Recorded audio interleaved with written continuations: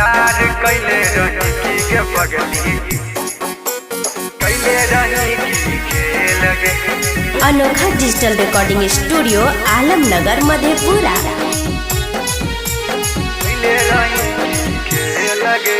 प्यार कैलियो सहजा पैलियो काट के एलियो जेल गे। प्यार कैलियो सहजा पैलियो काट के एलियो जेल गे।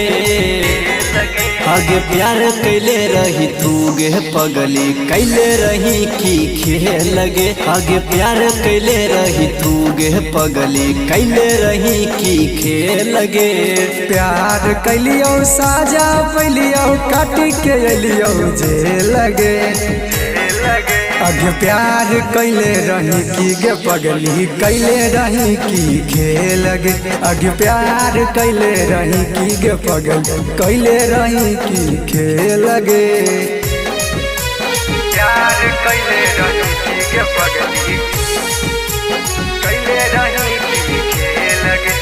मिक्स बाय संजीत साजन।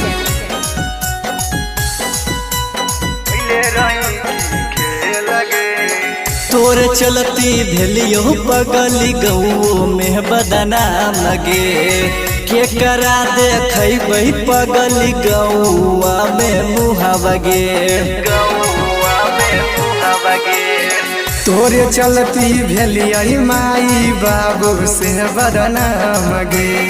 के करा देखबै पगली गौआ में मुहावा गे।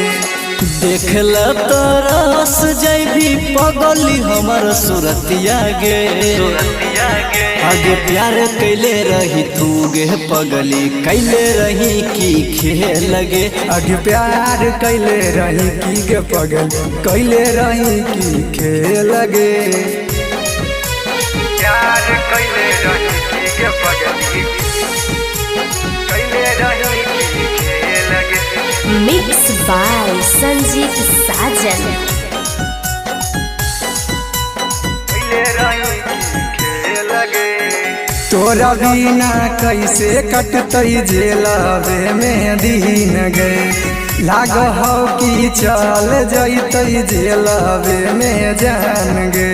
जेलावे में जान गे।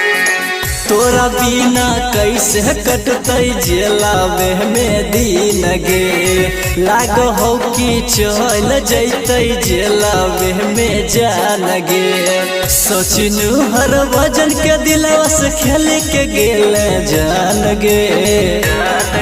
आगे प्यार कैले रही तू गे पगली कैले रही की खेल गे। आगे प्यार कैले रही की गे पगली कैले रही की खेल गे। अनोखा digital recording studio Alamnagar Madhepura.